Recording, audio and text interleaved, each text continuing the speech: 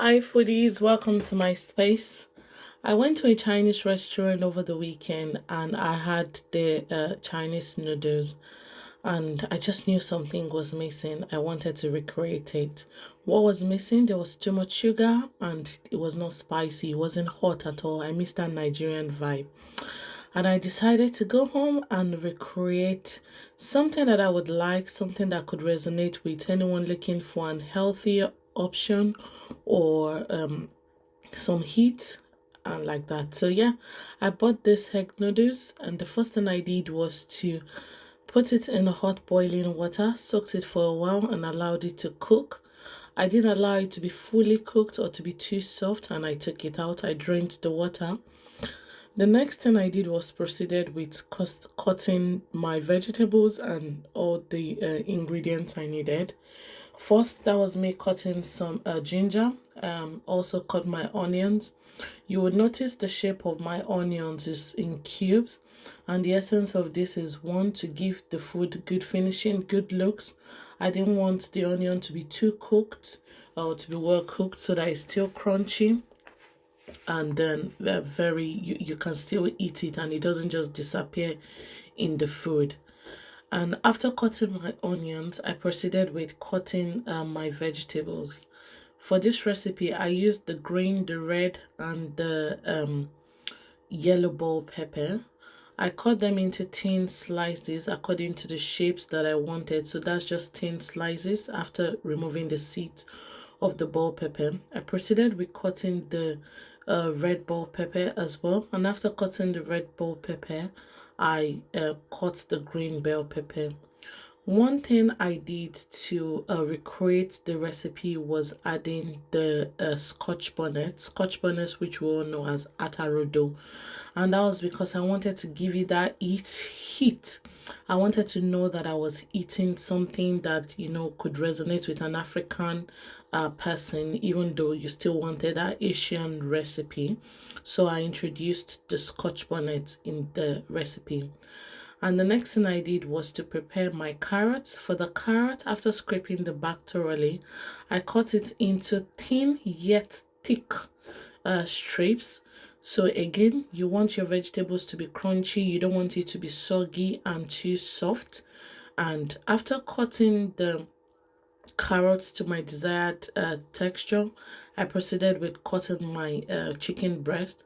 So I'd already bought the chicken breast previously, and then I prepared my shrimps as well that I used for the prawns, sorry, that I used for this recipe. So the next thing I did once all my recipe or ingredients was ready was I put a little bit of vegetable oil into a pan, and I proceeded with frying my prawns first. After frying the prawns, I allowed it to cook slightly.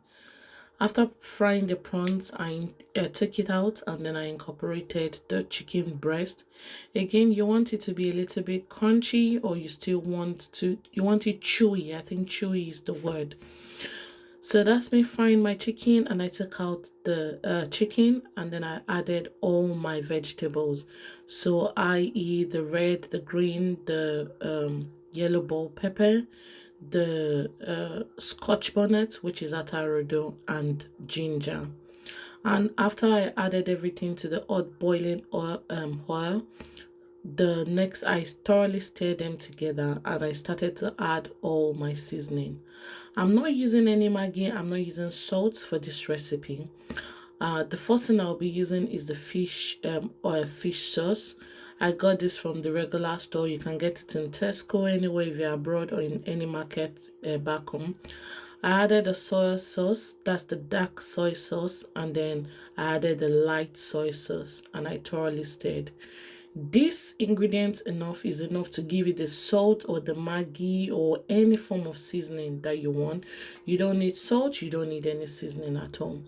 I stir them thoroughly just to make sure that the vegetables are well stirred together and is not too cooked.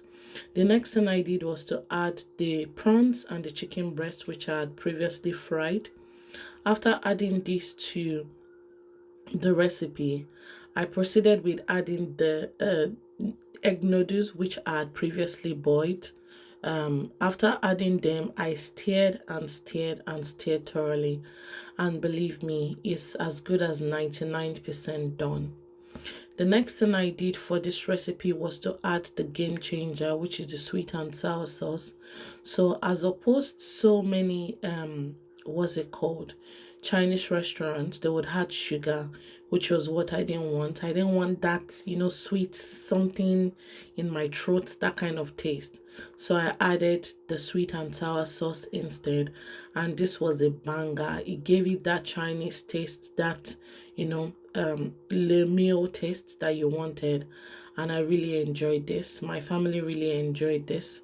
And will I be doing this again? Yes. Will I be trying this with rice using similar ingredients, or yes, I'll be doing it. So that's me adding the sweet and sour sauce to the recipe, and that was so fantastic. Really enjoyed it.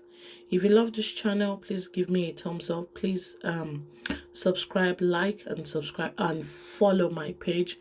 Engage, put in the comment section what other recipe you would like me to share. And thanks for engaging. Till we see you next time. Bye.